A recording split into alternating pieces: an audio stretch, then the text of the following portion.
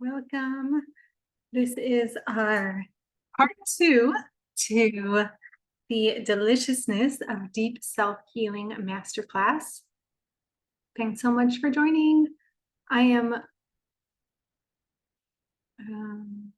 just checking on my camera. Let me know in the comments where you're joining from. We're going to get started in just a couple minutes. We'll let people come in.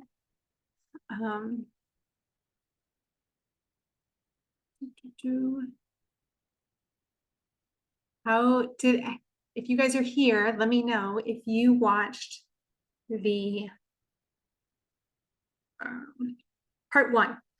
If you watched part 1, or if you didn't catch part 1, let me know just so I have an idea of who's with us live today.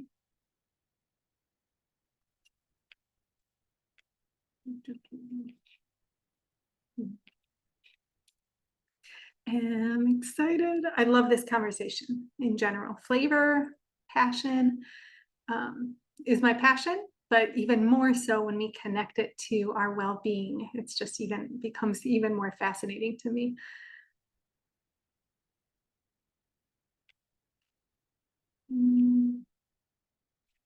Here's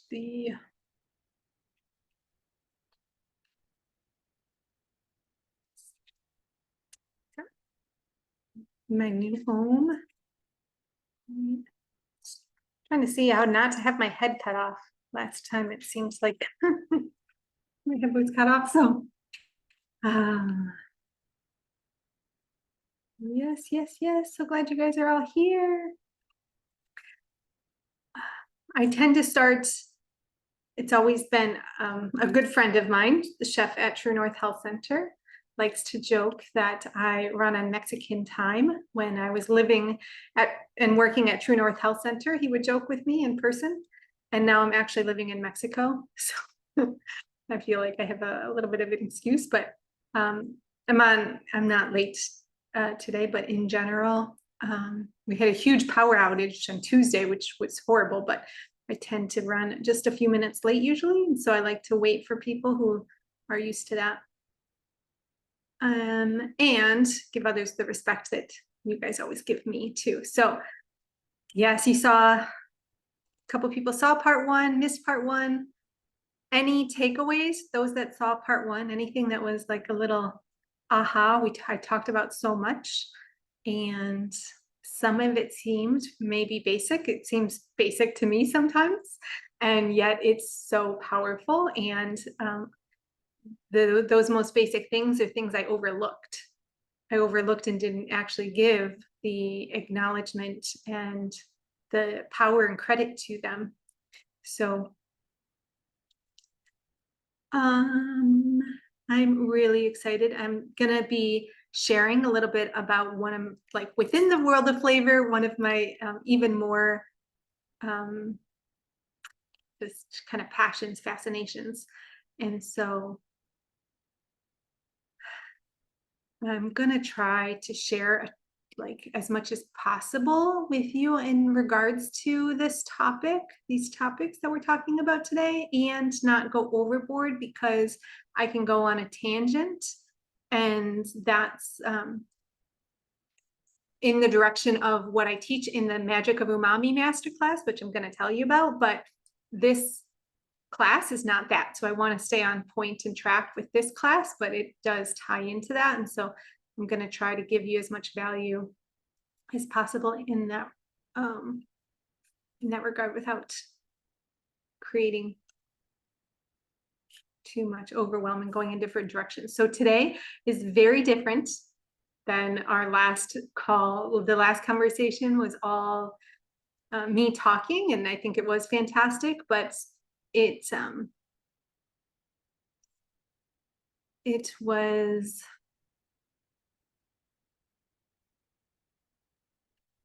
different than today, because today I have a presentation for you, and it's going to be really helpful to have this presentation. So just it's kind of a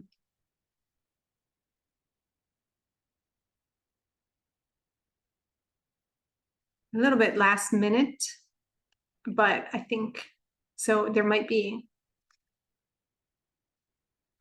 some pieces going. Oh, can't wait. So glad you guys are here. Just getting better with not jumping into these conversations right into the presentation and connecting with you guys ahead of time. So I'm glad you enjoyed the class on Tuesday. If you haven't watched it yet, I highly recommend it. Like I said, some of the pieces are a little bit basic, but other pieces are more nuanced and really deeper than what most people are thinking about, like I said, myself included. And so I highly recommend watching that one, and of course this one, which you guys are going to catch. But if you for any reason have to leave early, you want to come back and get it all.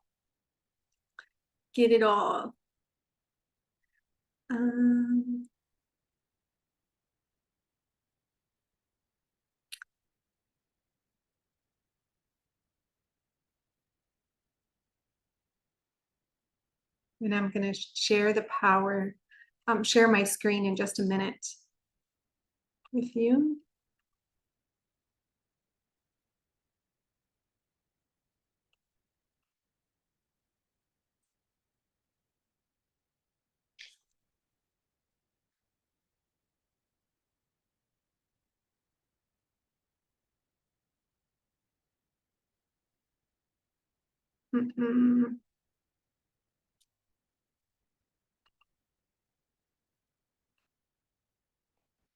So I've been doing a lot of coaching calls lately and interacting with people, and it's so weird to have everyone be silent. I love hearing from you. So you can't see my screen just yet, but I'll be showing that in just a minute, and you'll get all of the you'll be able to see the slides, the presentation. Nancy says, oh, I know, Nancy, that's like the biggest takeaway for me too, was that I stopped yearning for more deliciousness because I found more flavor and deliciousness in life.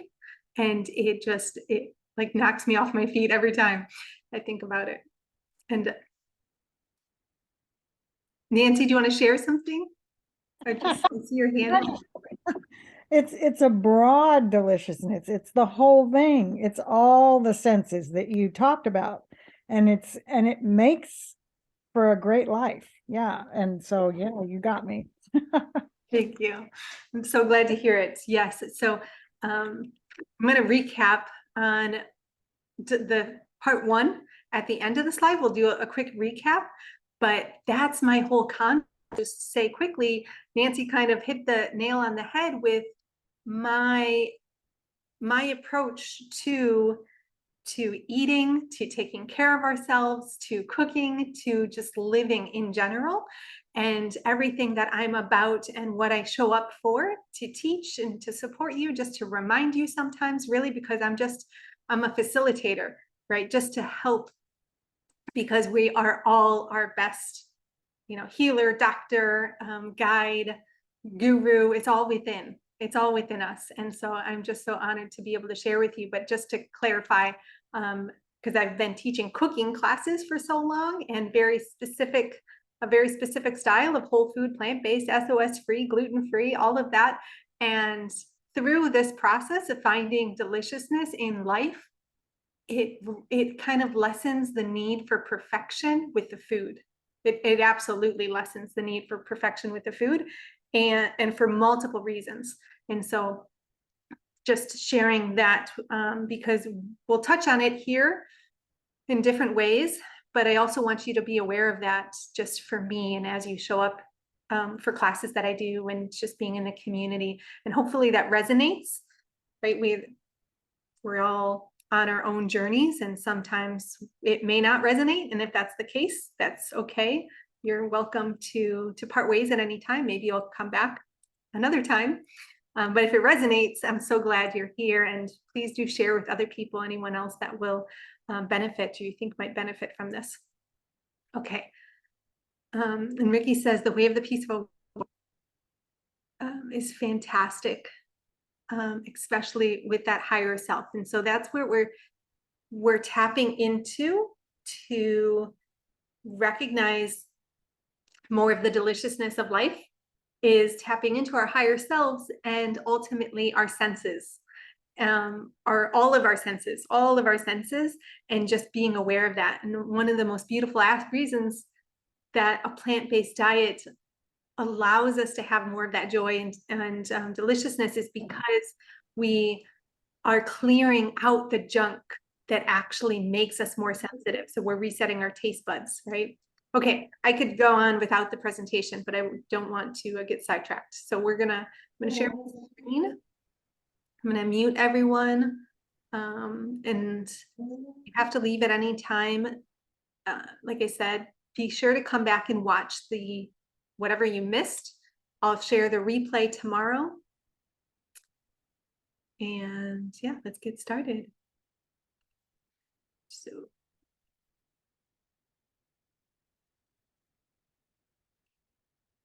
okay. Let me know that you can see my screen, okay?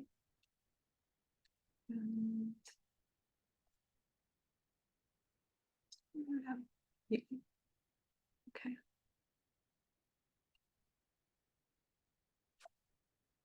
I'm gonna.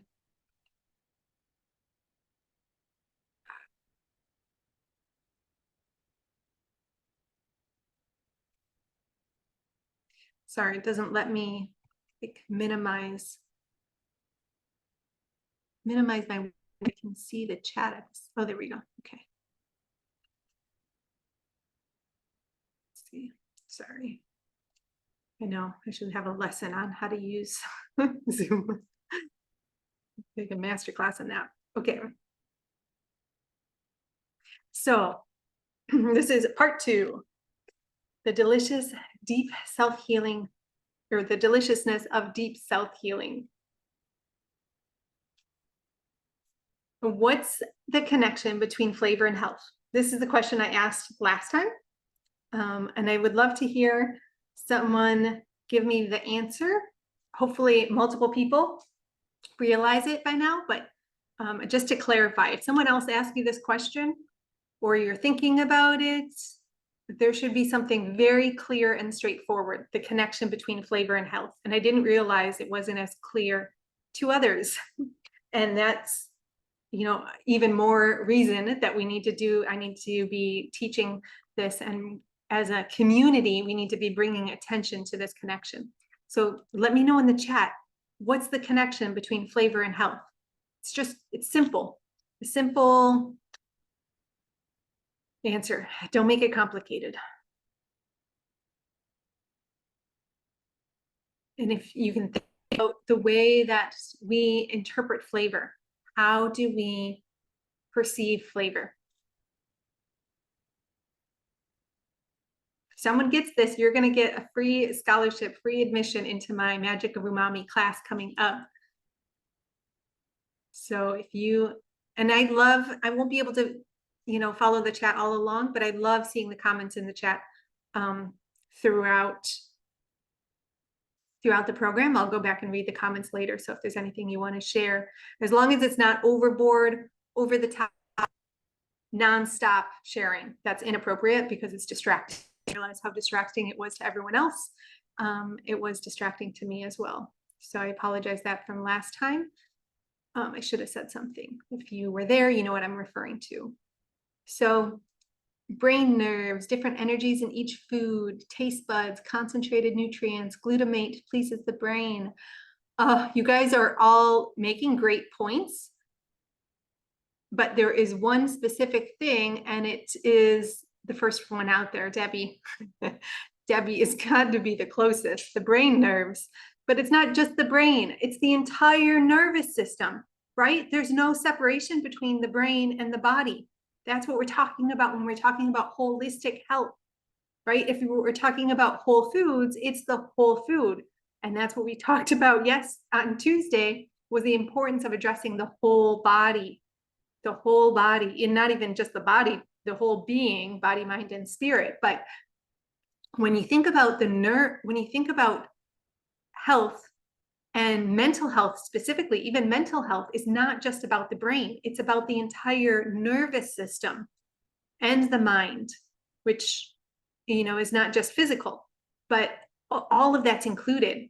And when we think about flavor, we think about taste buds in our mouths. Well, I'm gonna rock your world on that one today. So it's the nervous system. Okay, the connection between flavor and health is the nervous system. Every flavor we perceive, whether it's a taste, an aroma, or a sense, a texture, because all of that is part of flavor. And I'm going to speak to why that is actually, part of why we're perceiving flavor in all of our life as well, not just through the taste, but that all the flavor in life and the flavor in our food is all coming through the nervous system. The nervous system. And the nervous system is a critical piece to our health, and not just to our overall health, but even more specifically our mental health, right? That's like the basis of our mental health. And that's where we're talking about more so today. So that I want you to just ingrain that in your head, because nervous system, anything that's affecting your nervous system is affecting your health. Anything that is coming in through flavor is affecting your nervous system. Okay, so there's a deep connection here in so many ways. I need to write like a big, like a web of all the connections. Okay, moving on now. So what is flavor? This will help. What's flavor? It's not just our taste buds. The taste is just one piece of it. So flavor is actually the integration of multiple senses, primarily the taste, which is what we actually perceive on our taste buds, or via our taste buds, which is just a part of the nervous system, one cell of the nervous system, or a collection of cells within each taste bud. Then the olfactory, which is the aroma, the smell system, and the somatosensory, which is our touch. All those senses coming together, that creates flavor. And we're not going to touch on this today, but I'll also mention, because I do have, I have another masterclass I'm going to do on flavor specifically, but the magic of umami, we definitely go into more of this, and I'm going to mention, I'll be talking about that throughout this whole program because it's so related. The flavor is also created based on our memories, based on past experiences, based on our current mood, based on our hunger level, our nutrition, all of that and more, much more interacts to create the flavor we experience. So it's not just these senses here, but this is, kind of textbook simplified definition of what flavor is. And so, again, to help you connect what we talked about on Tuesday and what we're talking about here, and the overall kind of flow of just this realm of flavor and health. Your nerves sense the flavor. Like I just showed you the different aspects of flavor. That's all being sensed by your nervous system. Your brain then creates neurochemicals, right? I'm going to show you of the neurotransmitters, but your brain, based on what it's receiving from the nervous system that's connected to the mouth, perceiving that flavor, creates neurochemicals. And then your mind creates, based on those neurochemicals and all the messaging it's receiving, it creates an experience for you. That's your experience of food. And it may be a pleasant one, it may be an unpleasant one. It may be one that is not memorable and it doesn't stay with you for very long at all, or it might be something incredibly memorable. It stays with you for your entire life. Just one experience of a food, one taste of a food can stay with you for a lifetime based on this process.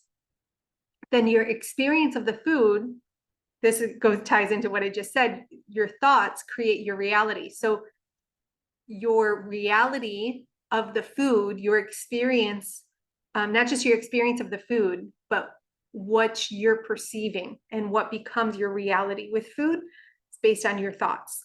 And then your awareness, because you can have thoughts without actually being aware, right? You're running thoughts all day long, but not everyone is as aware of what their thoughts are. But your level of awareness, or your awareness specifically, creates the flavor of your life. So as you increase your level of awareness, you increase the power you have to create more flavor in your life, in all realms, within food and also every other area of your life. Okay. So I said in the email today, I said that flavor influences media, has a role in media. Let me show you what I mean by that. The media loves flavor. Why? Because we love flavor, right? It's using that flavor to draw us in, to grab our attention, to keep us hooked on their shows, but it's also the advertising being paid from the food industry, right? Plus the pharmaceutical industry is in there with their medications, all the drugs, and those two are in bed together, right? So they're going back and forth. They're supporting each other, the drug industry and the food industry and the media industry, right? But this media is programming society, and it's not just TV, all of social media, YouTube, all the videos, just everything, the newspapers, even the books, the subliminal messaging through everything that we're consuming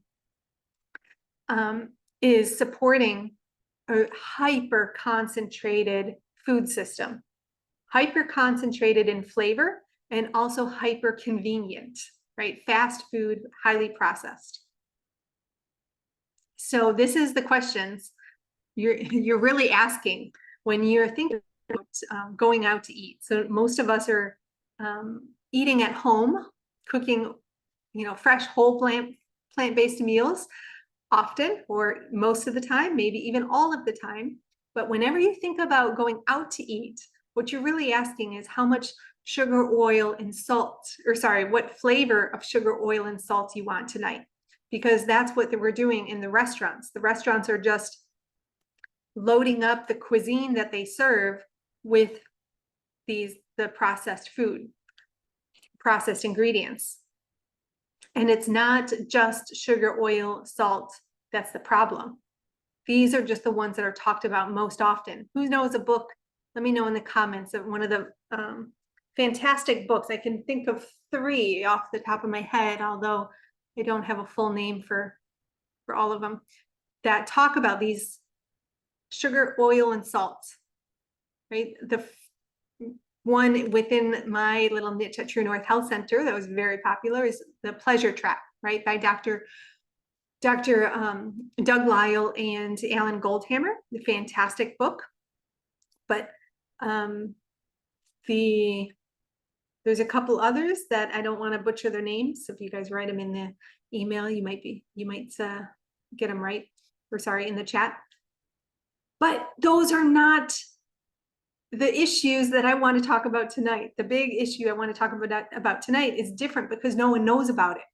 These ones people know about, and the one I'm going to give you, the one I'm going to bring to your attention tonight is even more connected to our mental health, like intimately tied to our mental health.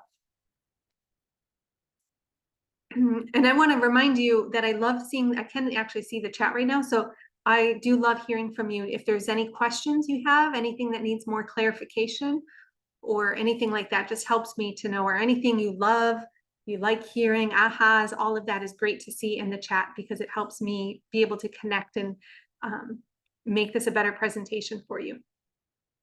So have you ever felt the bliss point? The bliss point, if you're not familiar with this term, is a term that was identified in the 1990s sometime. And initially it was, well, the bliss point is the peak point at which they can add the most amount of sugar, salt, and fat that they can get to get you as addicted as possible to their food, right? So what's the point at which all of their chemicals come together to make it as addictive as possible? And umami is not mentioned here in this definition, Like if you look up the definition, it's not mentioned, but umami is the flavor that we're going to talk about tonight, and it is absolutely optimized for considered in this bliss point. Another term that they came up with after bliss point is craveable, and I use craveable for our salad challenge, but it's actually I think it had to do with adding in the crispiness, and I would say even that umami into the food as well.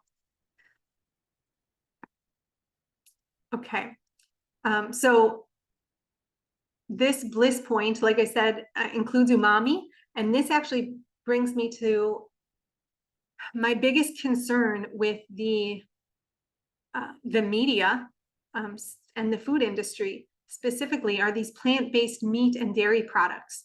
And the whole industry of plant-based products, it turned me off of the term plant-based and calling myself plant-based, because most of the plant-based options out there are total junk. Most of the plant-based options are not healthy for us.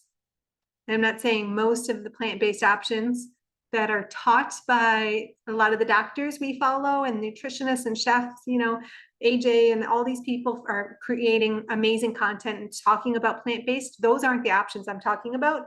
I'm saying by and large, plant-based in our society now, which has gotten so big because of the media, which is amazing in you know, a lot of ways. It's really fantastic, but it's also troublesome. You know, I say screaming trouble.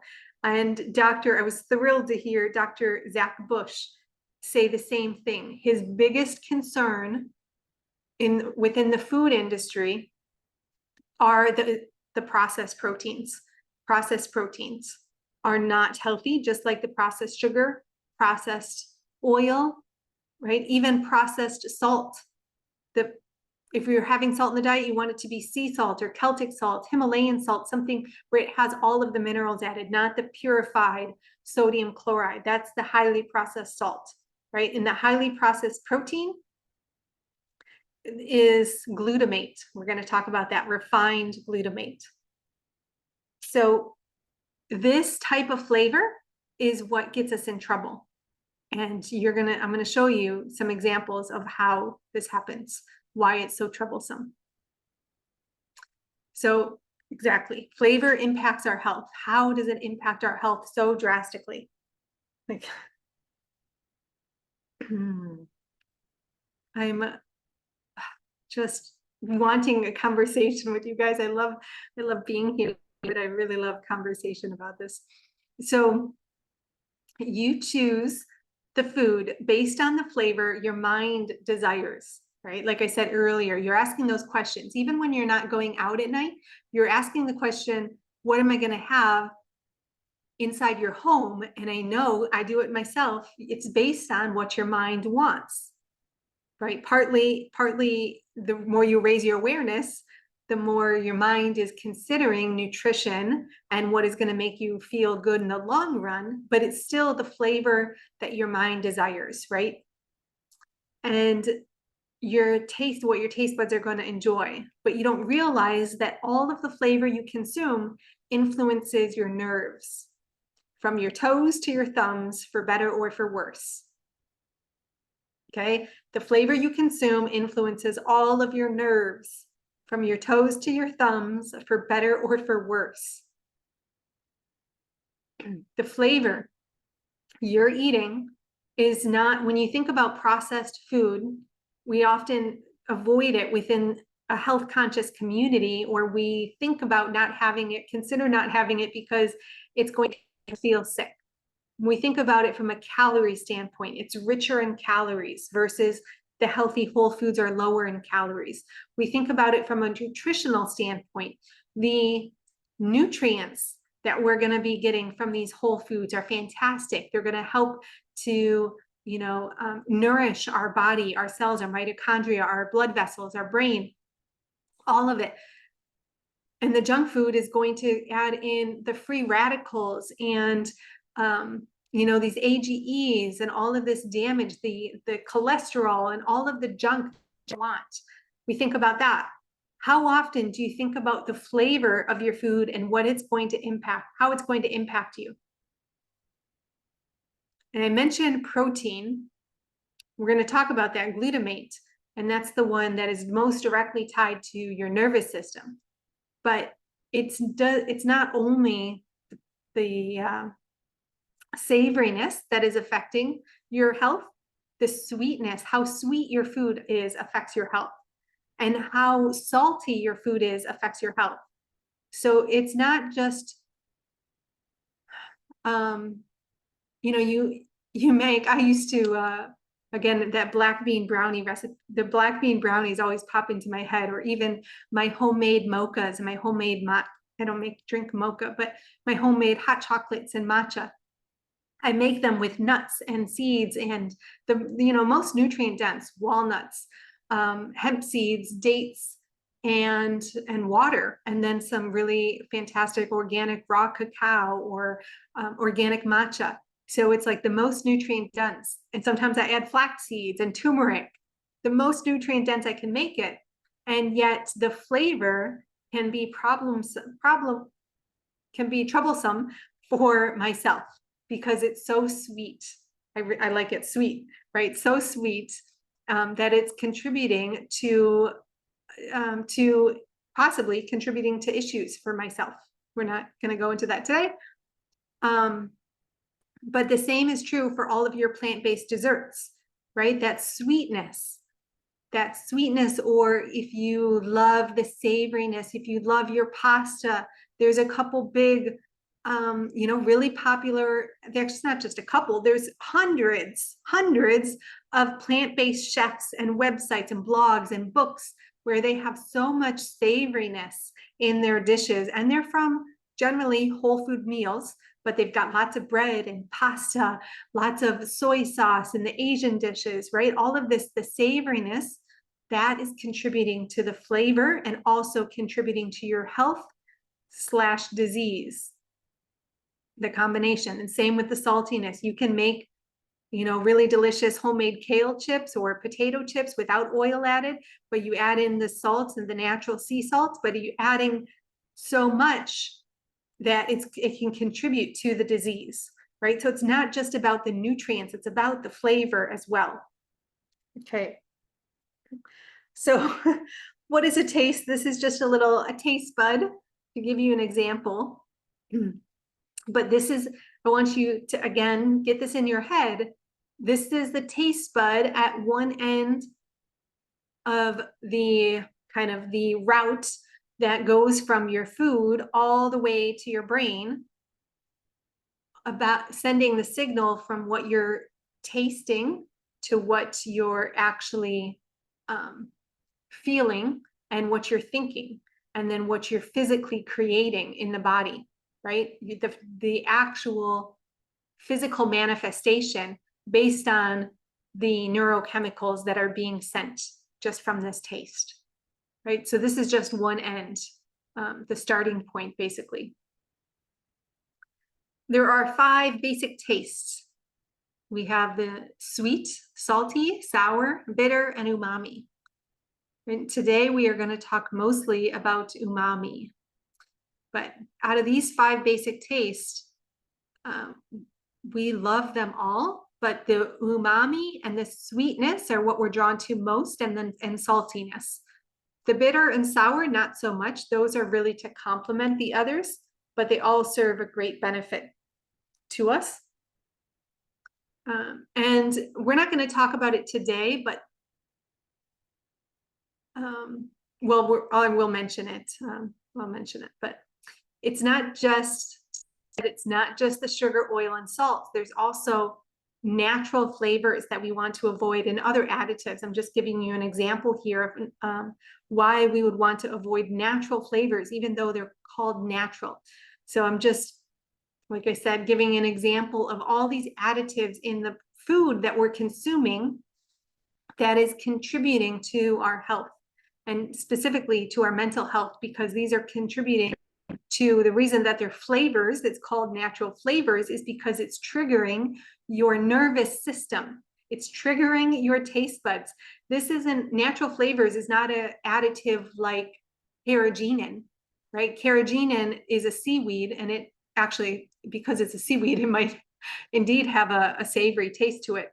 But some of those items like that are chemicals we want to avoid for reasons like carrageenan causes combustion. It causes, potential issues in the gut. With natural flavors, it's immediately impacting your system. As soon as it hits your taste buds, it's doing something to your nerves, sending a signal and having an impact in your brain. And you'll see how that impact is not just about stimulating your brain so that you feel good. It has more power than that. But this is actually from my sweet assistant who loves, making things like this. And the reason number one is that natural flavors are 90% chemicals. 80 to 90% of the ingredients that make up natural flavors contain chemical solvents and preservatives. So they may say natural, but they're not. They're still cancer-causing chemicals in there, okay? Number two, natural flavors are basically perfumes for your mouth. Again, these chemicals, cleaning products, perfumes, and cosmetics contain a combination of chemicals called fragrances. These fragrances are in processed food. This chemical mixture is called flavor, because smell comprises, like I showed you earlier, 80 to 90% of the sense of taste. I actually, I forgot about this. This is huge. The fragrances and flavors are literally added to the food so that they have a specific smell to them, right? Have you ever thought about that? The smell of processed food? Well, it's not just the highly processed food that has these things. Other natural foods, plant-based products are also using flavors, and that can include these fragrances. Number three, the 4 huge corporations that control $24 billion within this market for flavors and fragrances are these 4 names here that I'm not even going to try to pronounce, but basically all of these ingredients are controlled by these 4 huge corporations. And so chances are that if you see this, if you see these natural flavors, they are not made by a very conscious health food company that has your best interest. I love this little quote. Well, it's not the specific quote, but on 60 Minutes, there was a scientist interviewed from, one of the companies mentioned here, and he admitted that their number one goal when creating flavor was to make them addictive, right? So that is their number one intention. The food industry is to make the food addictive. Okay, so it's within the whole foods that we're getting.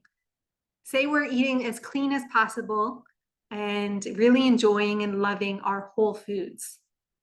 These whole foods have neurotransmitters in them that we are going to consume and benefit from, or potentially, it could do us harm as well, depending on our own systems and how much we're consuming of these foods and the form through which we're consuming these foods.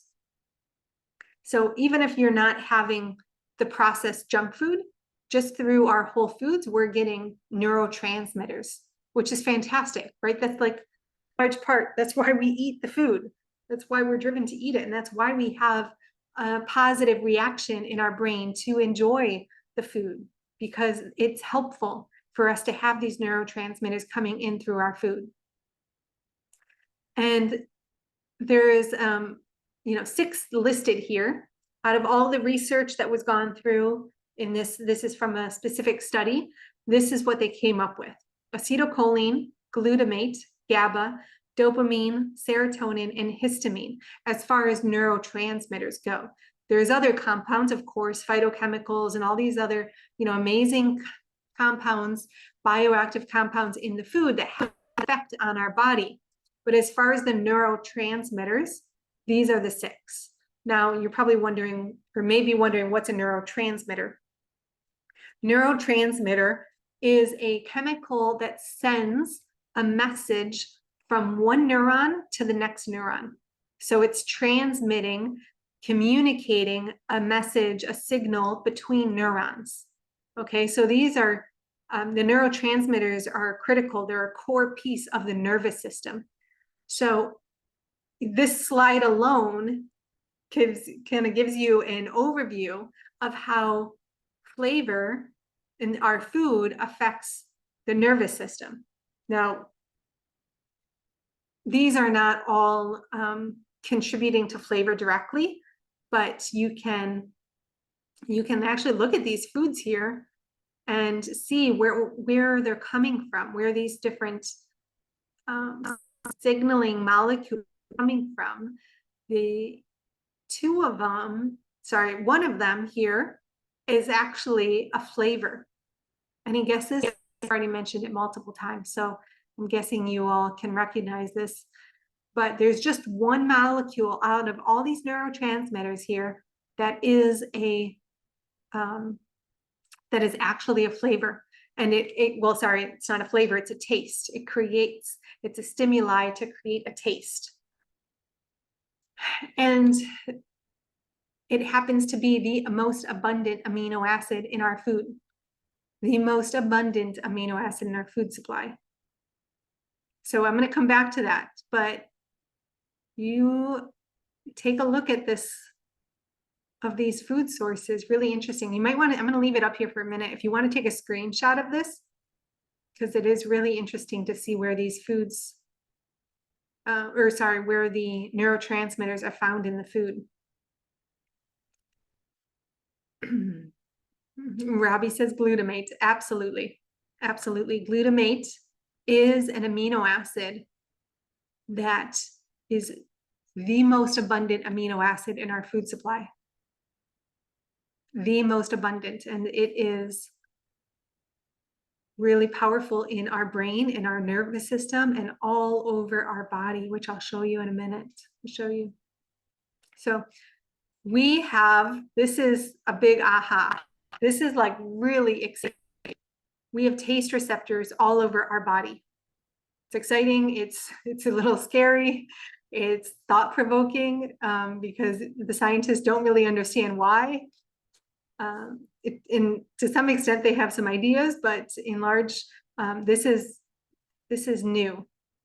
And I say new, but really in the last 10 years ago, the study was published. So they've been working on this for a while, but this kind of just goes to show that the message or the learning and the science that is happening within the scientific community doesn't get communicated to the public very fast, or sometimes ever, right?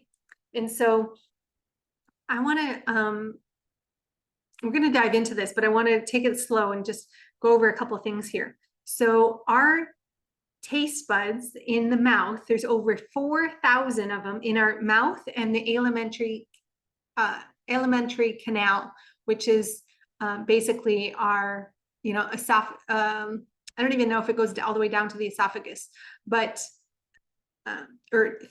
all the way to the bottom of the esophagus, I'm not sure, but at least until the esophagus, that's the alimentary canal.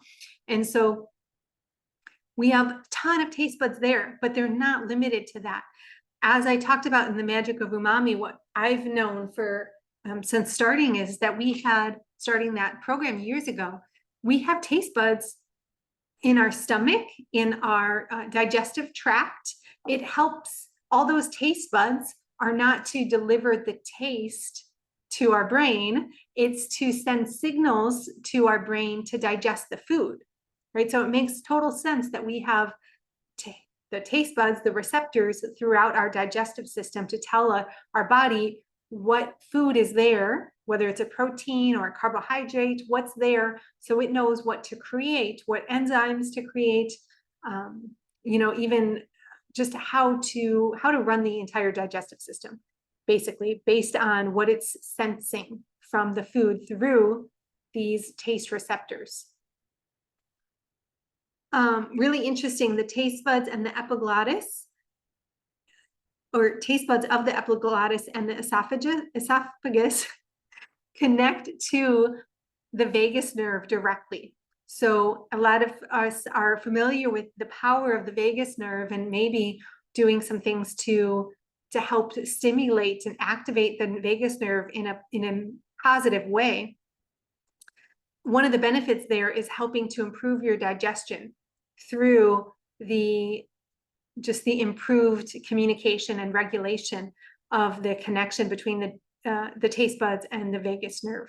So all these different ways we can be supporting our health through, through flavor is just amazing, or this connection to flavor. Now, what I want to point out here is that although I knew that the taste buds, I want to point out a few different things. First, I knew that the taste buds were all throughout the digestive tract for a long time. Then I learned that they're also in the pancreas, and they're in other parts of the body as well for different reasons.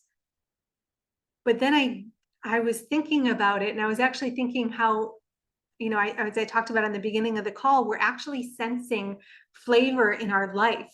And I was just curious. If there are taste buds on our skin, like if there was actually taste buds on our skin, because we're sensing flavor, we're sensing things. And I speak of it as flavor, but most people just, they're not seeing it that way. They're just seeing it as life. You're just sensing different things.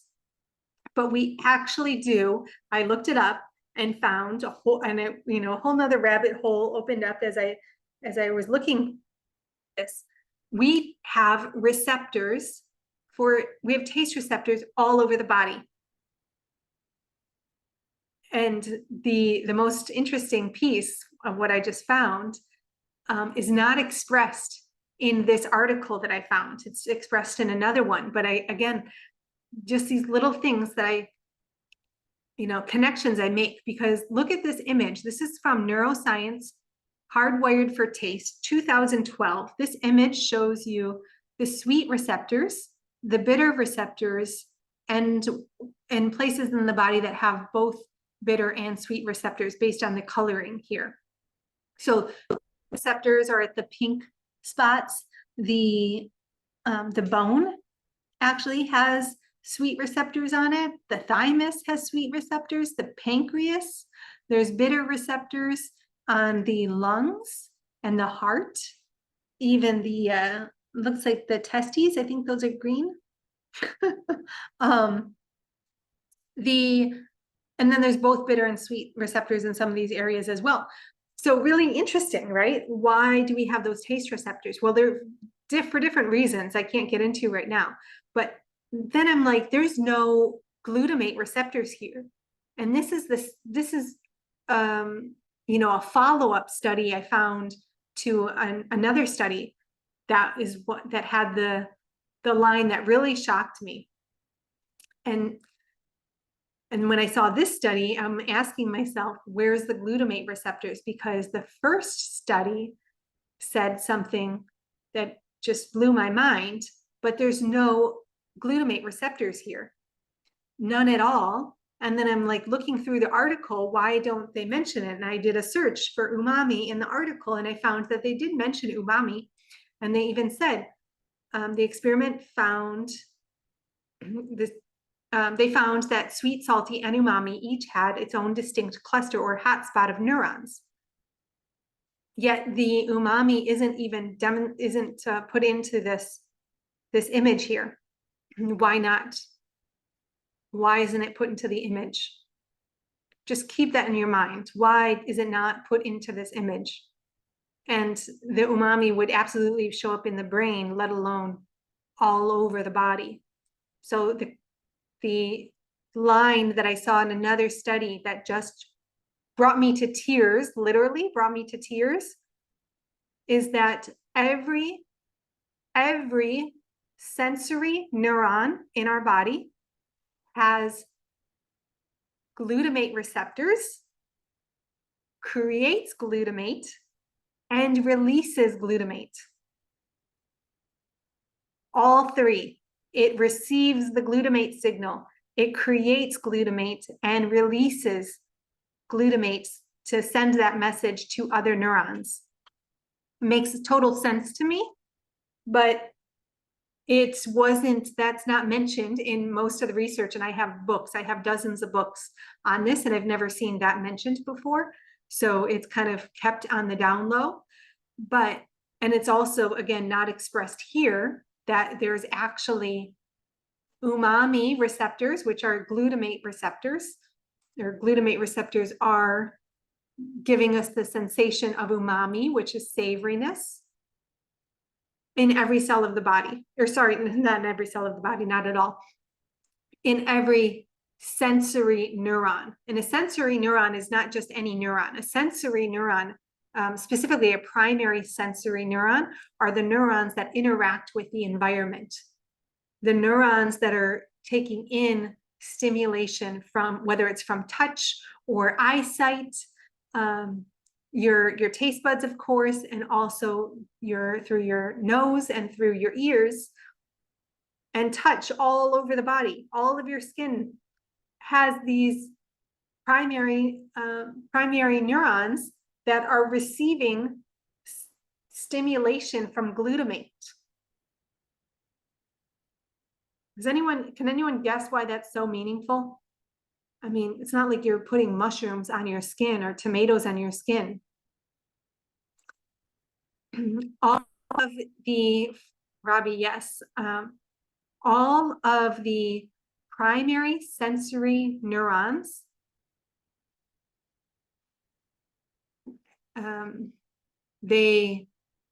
all of the primary sensory neurons have glutamate receptors, create glutamate, and release glutamate. Right? So they're doing all three. They're creating it, but they're also receiving signal from glutamate, and they're able to send a glutamate signal to other neurons. So yes, Giles, overload for the nervous system. Yes, yes, yes. Think about what you do put on your skin. What you put on your skin would be, first and foremost, like skin cream, right? We put lotion on our skin. We put, I do not, but most people put sunscreen on their skin.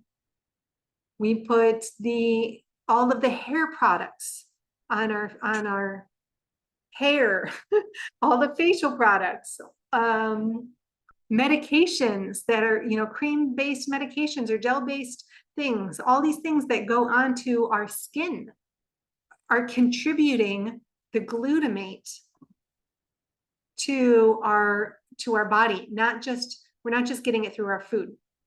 Now I realize we have not really gotten into why this matters so much, and I urge you to take the Magic of Umami course, because there's so much to why it matters, and I'm going to share just a little bit today because I can't go much deeper.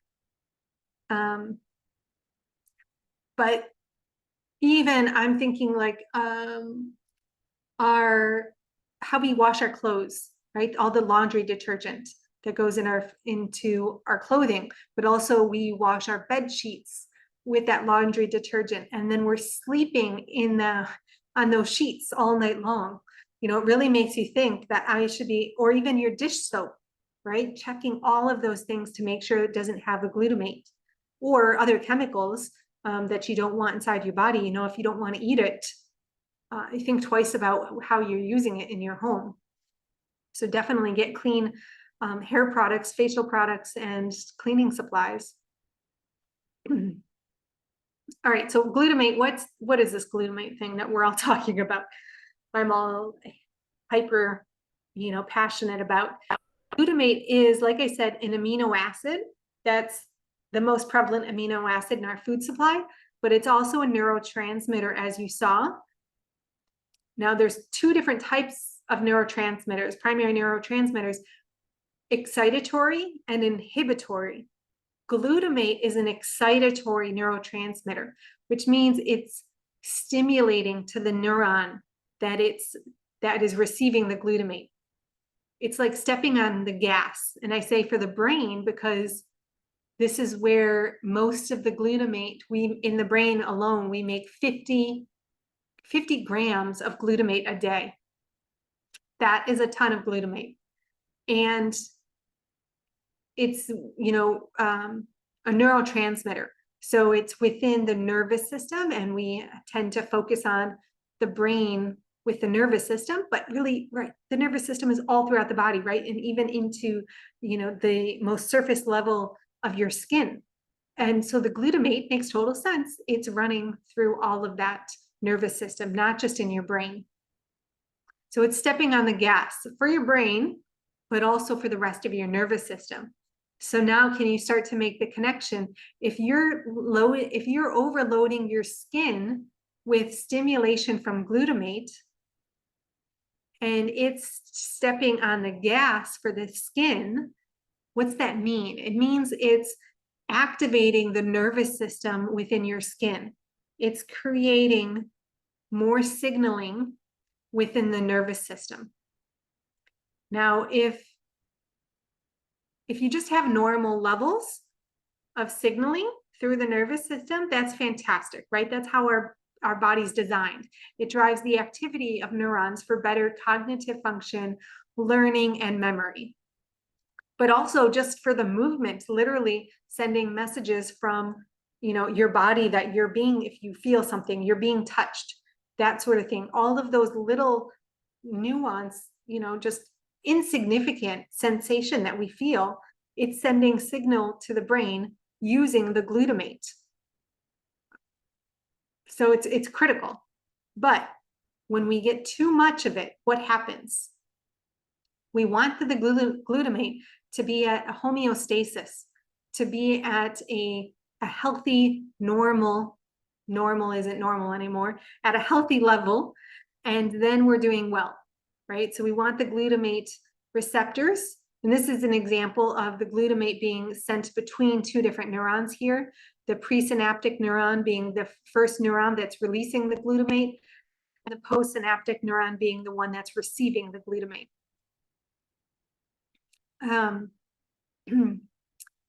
Anyone notice this little plasticity note down here? Plasticity.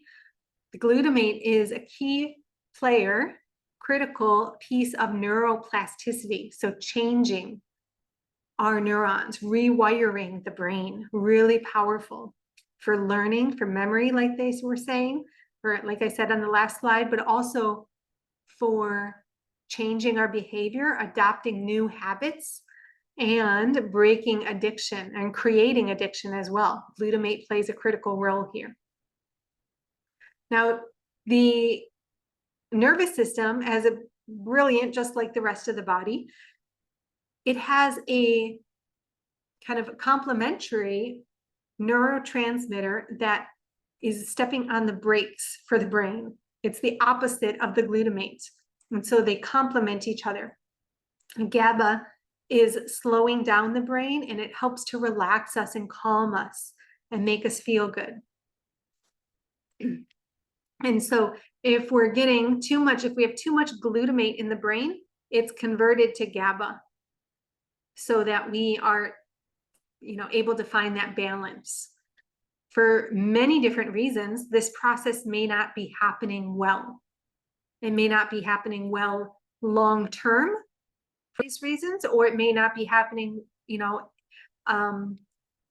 like it should be in a certain situation because of certain things, could be because of a food you ate, or it could be because of a stressful situation, for a variety of reasons. But the balancing of the glutamate and GABA is really important. So again, we're going to go into more detail of this in the Magic of Umami course. So this glutamate I mentioned, stepping on the gas, this is really healthy for us when we have it in healthy, whole foods, right? We're consuming it. Like I said, it's an abundant amino acid in our food supply. in healthy whole foods, it's fantastic. But when it was discovered in 1906, it was discovered by a scientist in Japan, and he immediately processed it into this product called Ajinomoto. Ajinomoto is just a white powder, like white sugar, salt, flour, but it has the umami taste to it.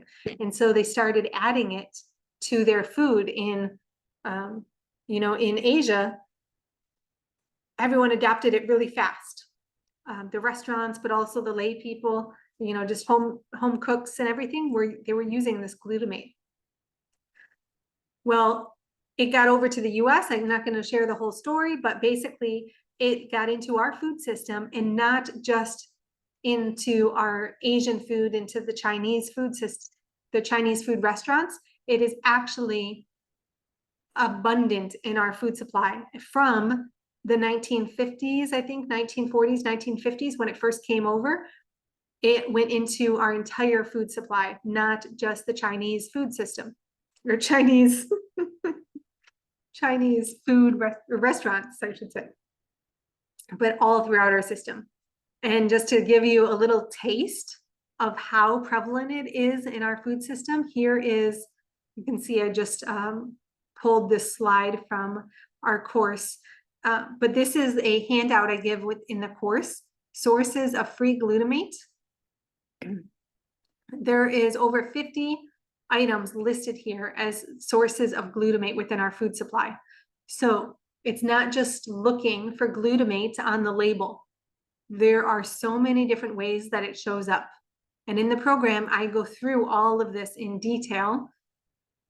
I am more than happy to give you guys this, list, but I encourage you, again, join me for this masterclass, or not a masterclass, join me for the magic of umami, because it's going to be much easier to understand what to be concerned with on this list, what may not matter, why it matters, just endless amounts. And I'm going to give you I'll give you this at the end here. We're coming to it. Let's pull it up. Okay.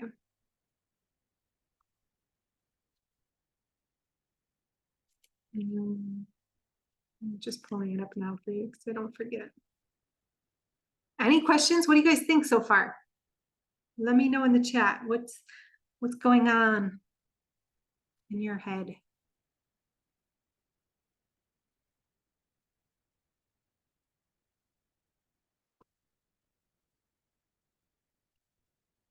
Okay. I've got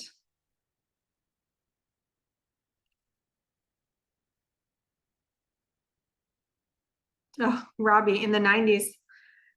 Yeah, I wouldn't be surprised, because this is a few years older now, and I will update it for this new class.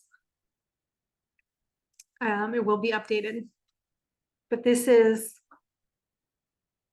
just shared the sheet with you, so you can use that as a guide of what to avoid.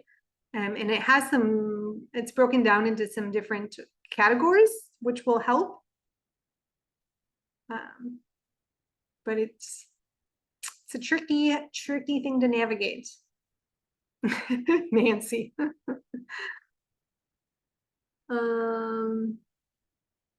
Yeah, fascinating that they think it keeps them younger. And so many things I'm learning.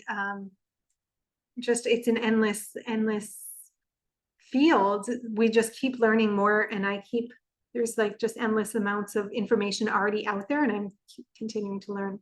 So I want to mention here too, glutamate is an amino acid in our body, but in a whole food, it shows up in different ways. And the glutamic acid is an amino acid in our body too. Both of these, there's the same amino acid, but there's a difference. Glutamic acid is when it's in its whole form within a protein strand. And I have better images within the course to explain all of this.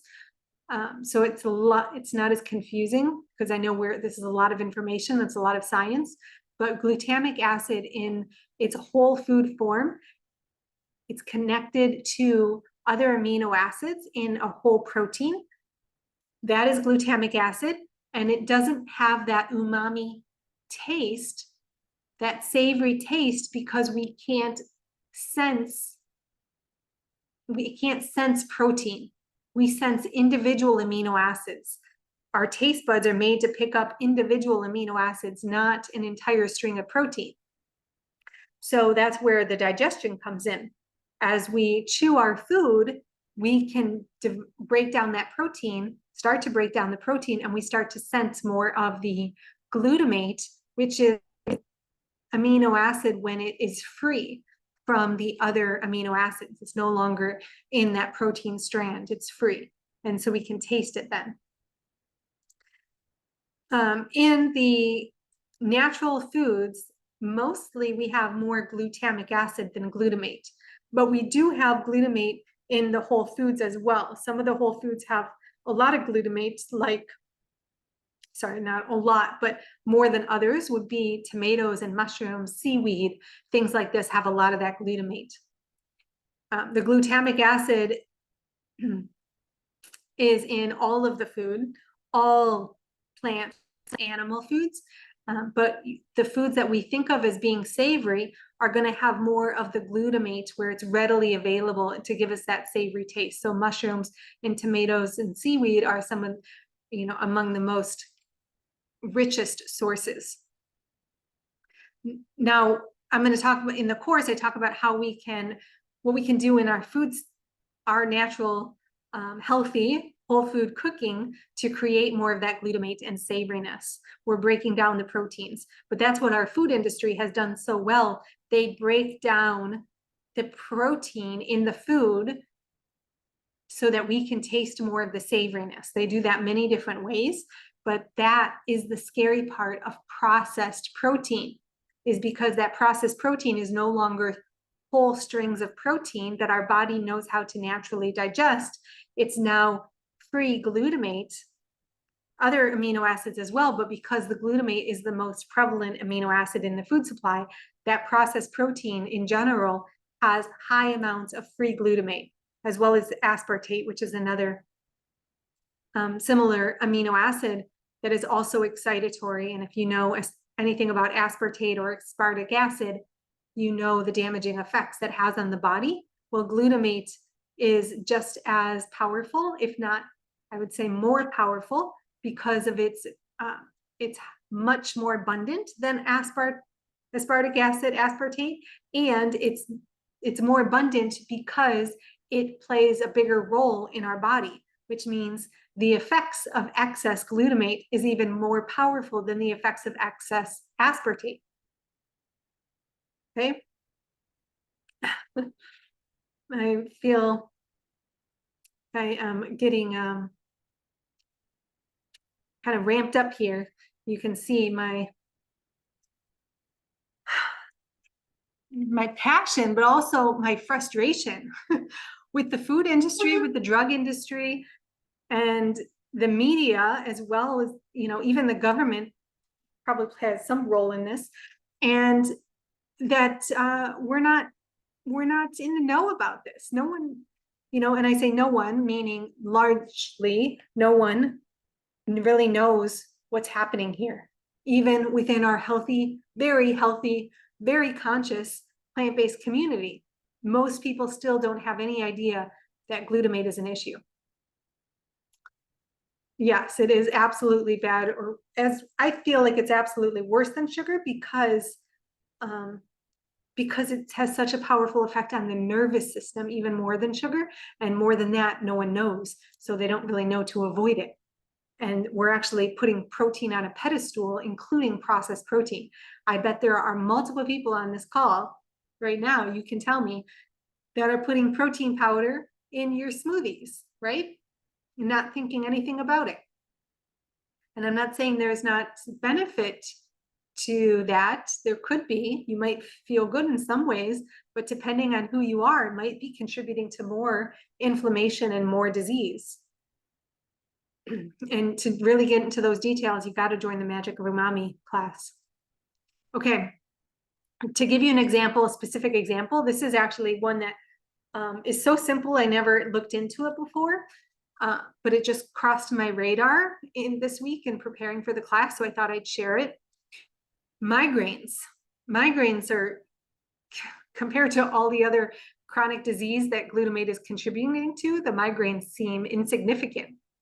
But a lot of people deal with migraines, and it's like anxiety. It's something that is more common and often just gets overlooked, and we deal with it by taking pain medication.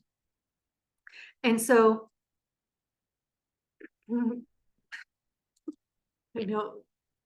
the image I have here is the abstract, part of the abstract for this article here. The dysregulation of the peripheral glutamatergic system, a key player in migraine pathogenesis. So the dysregulation of the peripheral glutamatergic system, what does that mean, first of all? Well, the glutamatergic system refers to the ongoing communication between glutamate and its related or other molecules that are in communication with glutamate in a consistent manner. So GABA would be right there. GABA and glutamate are the two biggest players within this glutamatergic system, but also glutamine is in here, and glutathione. Also, glutamine and glutathione are big players in here, and now I probably just confused you more or overwhelmed you more, because those are really important. Glutamine is an amino acid, and glutathione is an antioxidant. They're part of this system, and the system is very healthy, right? That's why it's within our body, because it is critical to our survival. It's the dysregulation of this system. So you see the dysregulation of the peripheral. Peripheral means the nervous system that is not our central nervous system. The central nervous system being our brain and spinal column. The peripheral would be the rest of our nervous system. So the dysregulation of the peripheral nervous system or glutamatergic system contributes to the migraine. So basically what it's saying is the dysregulation of the glutamate pathways and signaling contributes to the migraines. Why? That's what this study is asking or studying. So if you read the article, the background, it just says, although the role of glutamate in migraine pathogenesis remains uncertain, there has been significant interest in the development of drug candidates to target glutamate receptors. Okay, so it's about the drug that they want to create. The objective is to provide a narrative review of the role of peripheral glutamate dysfunction in migraines. The conclusion is that the role of peripheral glutamate signaling in the onset of and maintenance of migraines is not completely elucidated, and future studies are still needed. So I love how helpful these scientists are writing these articles. They do the research and then they give you a conclusion like that. So people like myself and others who just come and look at these studies based on the abstract and have their takeaway be based on the abstract, they would think nothing of this. There's no meat to this. There's no reason to think there's any trouble here, right? I mean, it really gives you nothing. But first of all, I just want to give you a little example of some of the science we get into in the Magic of Umami course. We go into more detail, and I can give you images like this and then break it down for you and show you exactly what's happening. So like in this image, we have the blood in the lower left-hand side, and it's just showing you high glutamate levels with all these little blue dots high glutamate and how it crosses over into the muscle and it hits the neuron within the smooth muscle. And this neuron is the kind of golden tan thing here in the top right corner is the neuron that's receiving the glutamate and it's being stimulated. So that's within smooth muscle, right? That's not just within the brain. That's an example of how the nervous system interacts with every other part of the body, including the muscles here, and how glutamate plays a role, not just in the nervous system, but in the rest of the body as well.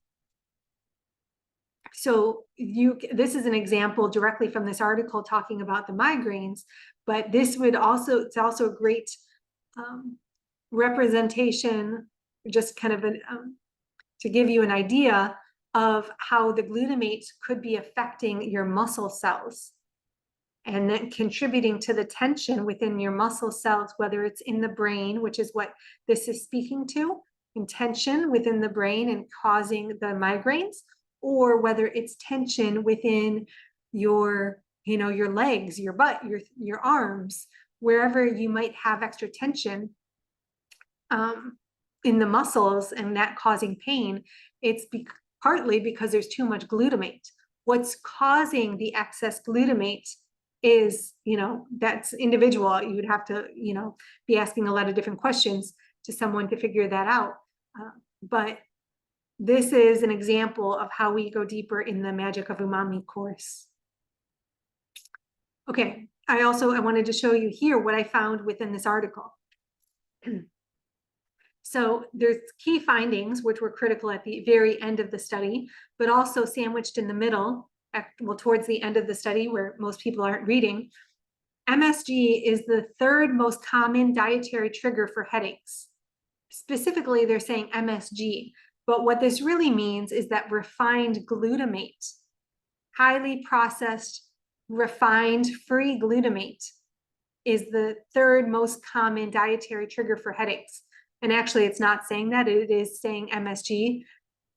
And that means they've been able to study this and identify that, which makes me think that if you were to group it, like I said, in all of the different molecules that are acting like MSG acts, that it might be number one.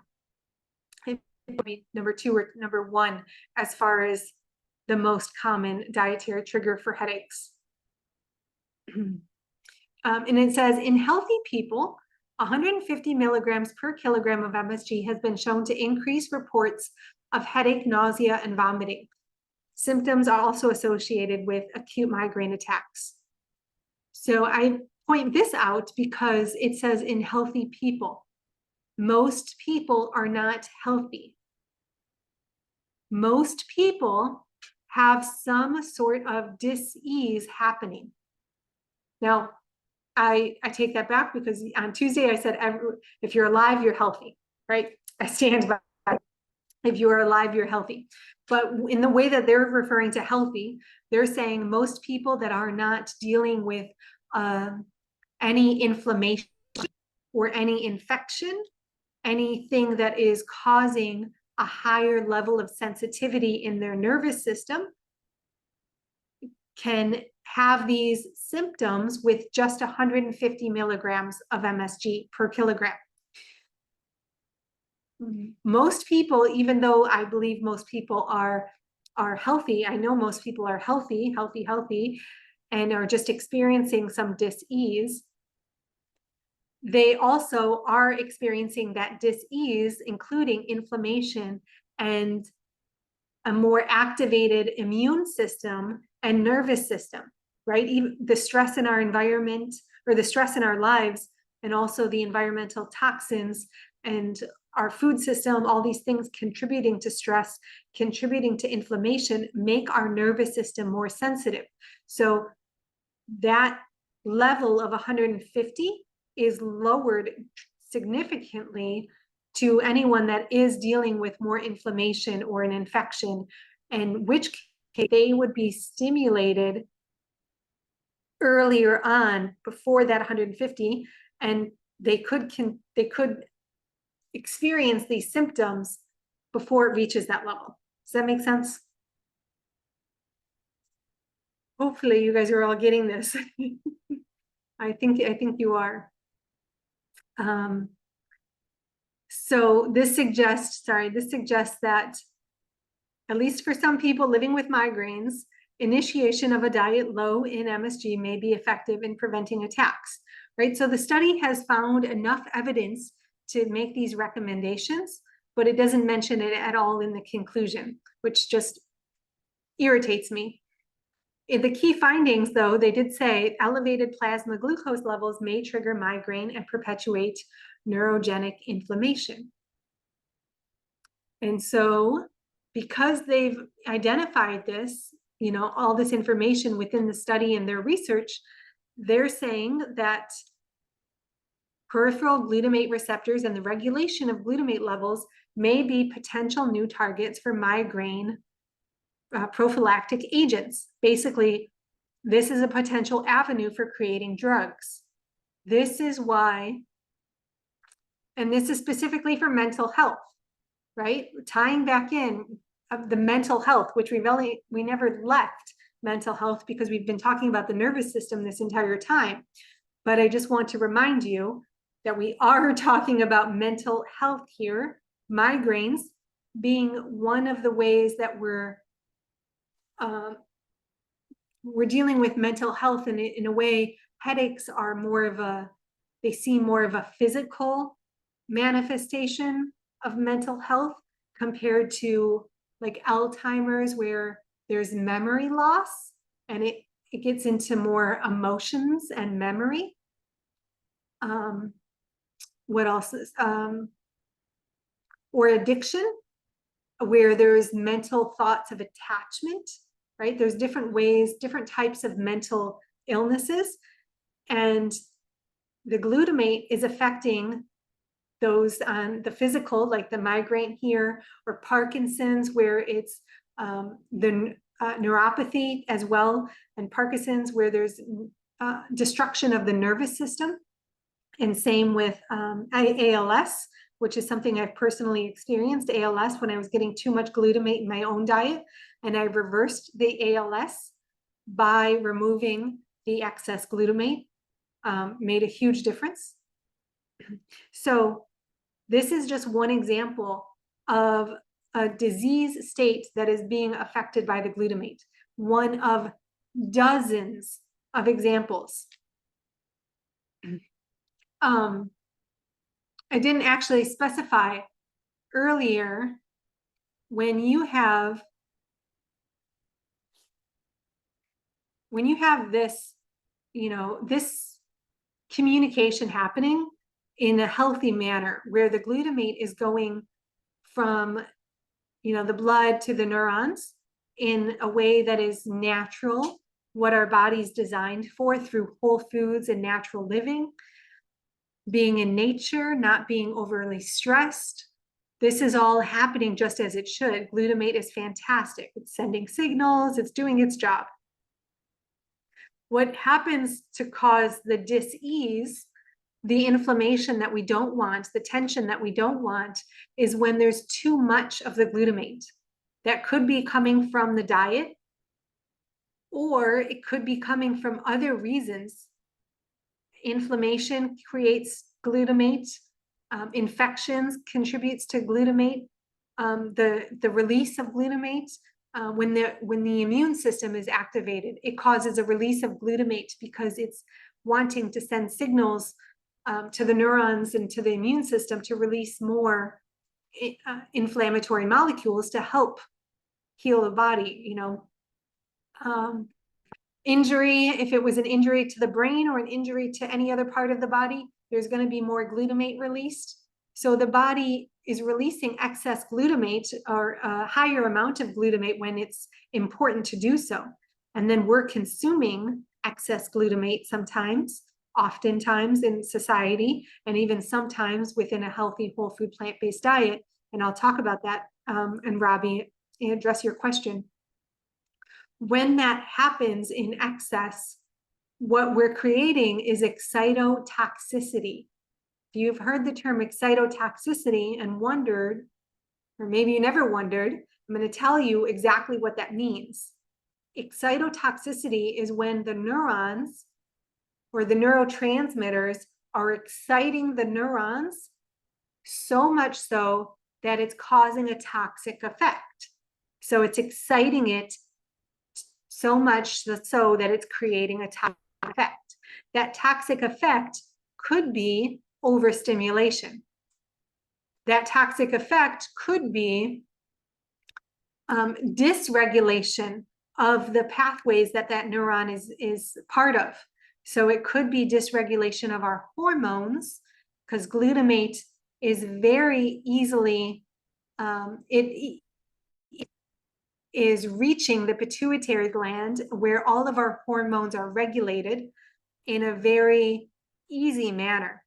The body wants the pituitary gland to be in direct contact with the bloodstream so that it can pick up on all of the nuanced signaling from glutamate and other neurotransmitters.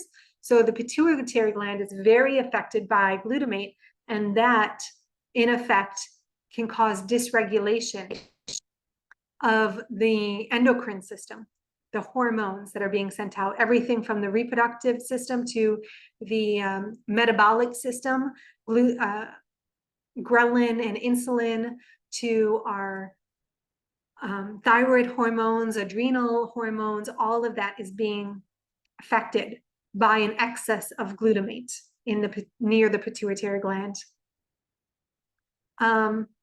Also, so I mentioned the excitotoxicity could be just an overstimulation. It could be dysregulation. It could also be cell death.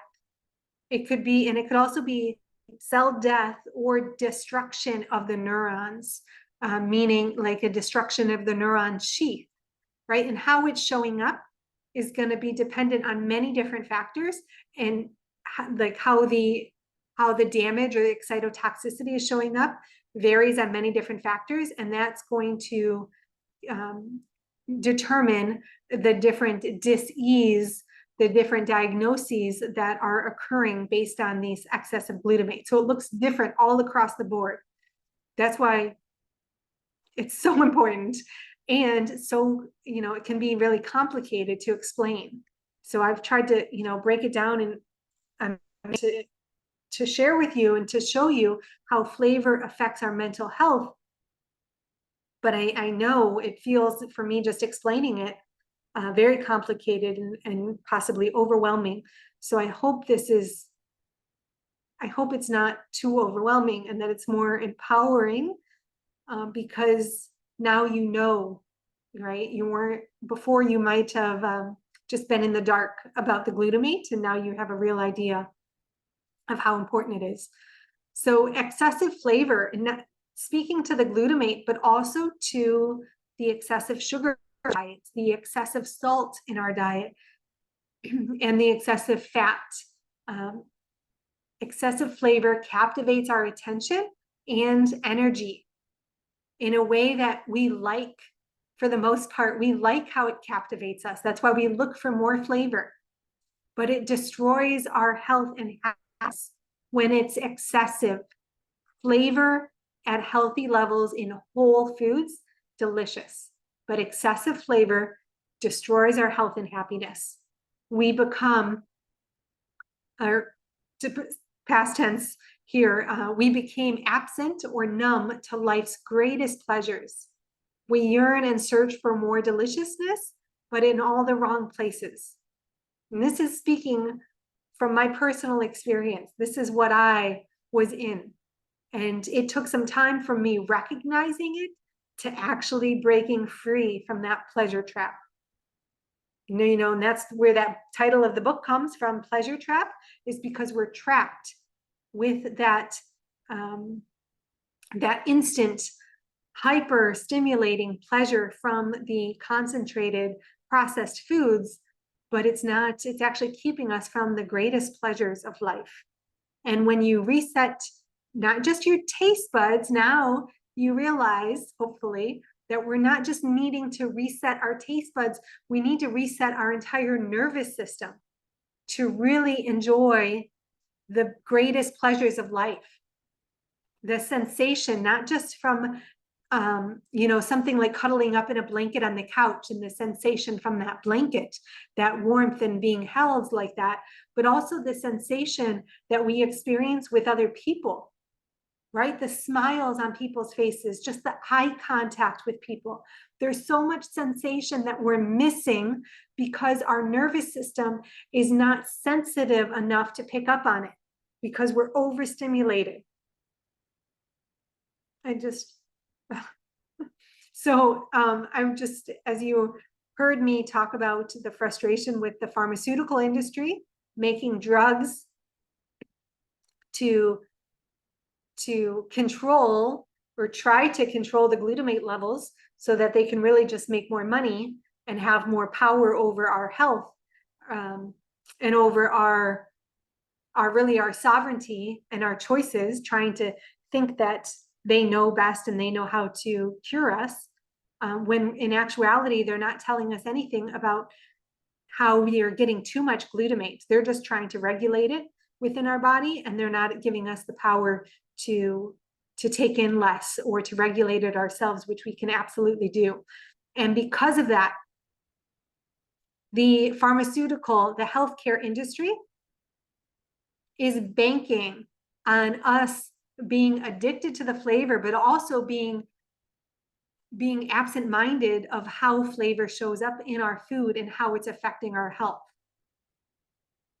And in regards to, that's the healthcare industry, but also in a similar manner, the government in many different ways benefits from our same absent-mindedness to flavor and our addiction to flavor at the same time, right? It's a paradox. I'm not going to get into it, but there are many ways that the USDA guidelines for our food would be affected by this flavor. I also want to mention that schools and prisons are being affected by this flavor, right? This food in our school system, they're making it more flavorful so the kids eat it. Even when they think it's a healthy whole food, they're putting in extra sugar, extra savoriness molecules, which would be the free glutamate that is excitatory. They're putting that in the food system, in your children's schools, your grandchildren's schools, and that is directly affecting their nervous system. ADHD. I'm brought to tears right now because of how that's affected my own family. I talk about this more in the Magic of Umami course in detail, but my brother was affected by ADHD and it was not addressed properly. It was addressed with pharmaceuticals, and for that reason it got worse and worse, and other compounds in his life contributed to the nervous system being damaged. And when ADHD or other neurological issues are not addressed properly, they do get worse and they can escalate. ADHD for my brother specifically, with his other lifestyle choices, can eventually led to schizophrenia. And that is very well known that glutamate contributes to schizophrenia. So I went in detail with you, well, minimal amount of detail with you in regards to migraines, but I'm telling you across the board, all mental illnesses are tied to glutamate. I'm not saying it's the only factor. We have other neurotransmitters, but glutamate is a major one. And the reason glutamate was not studied more earlier on, serotonin and dopamine more so with the drug industry, is because they were simpler within the nervous system. They didn't have as major of a role as glutamate had, so they had more control over it. They were able to study it better and see the outcomes better because it wasn't as integrated with our entire system. Glutamate is more prevalent, and so it's more complicated for the drug industry to study and to come up with solutions. But now that they are doing it, in some ways it's more beneficial, but it's also more impactful because it's more integrated. It's more going to have more side effects. And yeah, it's just crazy. It's nonsense. Yeah, Nancy, the children are more affected than adults are because their bodies are smaller. They're more sensitive. So again, as I shared with you earlier, your nerves pick up taste. Your brain then creates the neurochemicals. Your mind creates an experience of the food, and your thoughts around the food create your reality that you're actually noticing and being present to, because just your experience of the food is just the beginning of your actual reality, and then your awareness creates the flavor of your life. And so by building your awareness, you can have more power to create deliciousness. And we've already gone over an hour, so thank you so much for being here. This was just a quick recap of our presentation from Monday. If you are alive, you are healthy.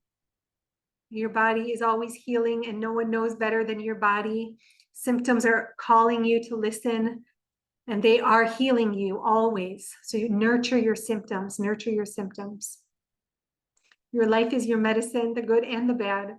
So reconnect to the deliciousness of life.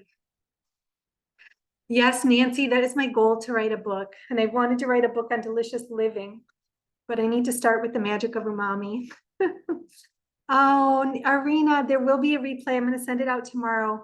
There's a couple more slides here, but I don't have, oh, what this is actually, I wanted to take this out. I'm going to talk more about this in another masterclass. I didn't have a chance to get into the magic of umami, the actual, not just like in this moment, not have a chance to get into it in more detail, but to prepare, just to prepare the exact kind of offer that I want to invite you guys to join me in, because there's going to be some bonuses added to it, and really amazing bonuses, new things to support you even more so in this journey. So I just say your health is in your hands, but your power is really in your mind.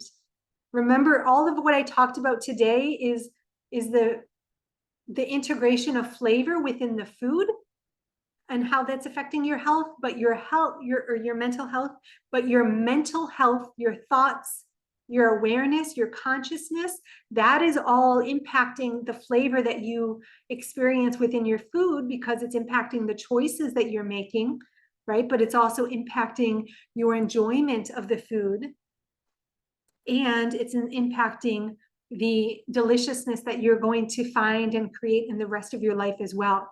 So it's up to you. And you don't have to have it all figured out. You just got to take the next step. And I really hope that next step will be joining me for the Magic of Umami Masterclass. It is so impactful. I can't express it enough. Every single one of us are being impacted. And I would love to support you on the journey in making better food choices, whether it's in your home, at restaurants, you know, even at the grocery store. That's sometimes the hardest spot to choose to make those choices. And I would love for you to know the information, even if you already know it, to know it better so that you can share it with people, because we need to get the messages out there, this message. Our food system, our plant-based, our food system in general is going more and more plant-based, which is fantastic. But our food system, like always, does not have our best interest at hand, including the plant-based food industry is mostly corrupt, where they are just trying to make money. And some of them are doing both. They're trying to make money and they're trying to nourish us. And I would say most of the people with the good hearts trying to nourish us with the plant-based foods don't have any idea about this effect of glutamate. And so they are truly intentionally creating amazing nutrient dense products that we are going to love, but they're also using the free glutamate, and they're still using other sugars and salts and things so that we we really enjoy their products and we get hooked on them, so that we keep coming back for those nutrients, right? They want us to love the healthy food, but often they don't realize the extent of that intense flavor that it can have on us. So thank you all so much for joining here. I am going to send the replay tomorrow, and it'll be, I'll send it tomorrow morning, but then you're also going to get a couple more emails from me. My plan is to send a couple more emails this weekend to tell you all about the Magic of Umami course, so you can join me in that. Because I'm going to be, it's not starting until June 11th, so it's not starting immediately, but there will be incentive for you to join right away, because I'm going to do one or two, hopefully two of the bonuses before the class starts. And this is to help prepare you for the class in some other ways. So I am so grateful for you joining us today. If you're here, I think you're totally interested in everything, and I would love to have you join us for the masterclass. But I would also encourage you, the Magic of Umami course. I encourage you to share it with other people, pass it on to other people. If you just send them to my website, there's a way that they can get it on my email list right there, and then they'll be hearing from me. Or you can just send them, forward them this email if you want, and they can get in direct contact with me, support at the Culinary Gym. The Umami course is going to be in the evenings, but it's always everything's recorded, so you can watch it at any time. And actually, what I was thinking of doing is Sunday, Tuesday, Thursday for the Umami course, because there's going to be a live component to it as well, but they will always be recorded, any live components, so you can watch it at your convenience. Thank you so much for joining us again. You're welcome. I'm really passionate about this topic, as you saw, and there is so much more. I can't explain how much more there is. And I am going back to Washington this weekend. I have so much research on my laptop that I'm putting together, because I do want to write a book, and I'm going to be adding to the Magic of Umami course. But I also have dozens of books, literally textbooks, like medical books on this topic. Some of them, cost over $100. Just to tell you, like, there's that much research. It's that important of a topic for the pharmaceutical industry and the food industry, and the public doesn't know about it. But it's so critically important, especially as we're getting, just older. I mean, I've definitely seen the beginning signs of dementia way earlier, like even in the 20s, where you start having memory loss. Often that is reversed with a plant-based diet, and it can absolutely be many, many mental issues can be reversed or improved with a healthy whole food diet and eliminating, reducing the excess glutamate. So there's lots of hope, but thank you for being here. Thank you so much. And I look forward to communicating with you a lot more, hopefully, on this topic. But if you're not going to join us for the Magic of Umami, that is absolutely okay. I'm so grateful that you are here just to get this initial understanding. It will make a difference in, I think, in your health. I hope it will. I trust it will. And I just look forward to connecting with you sometime soon, hopefully. And until then, I wish you a delicious evening. And every time I say that, whether it's, over email, I communicate wishing you a delicious weekend, or over one of the cooking classes, it's always about reconnecting to the deliciousness of life. I want you to enjoy the delicious food, but really, I want you to enjoy that deliciousness in your life. So I wish you all the best. I'll talk to you soon. Thank you, everyone.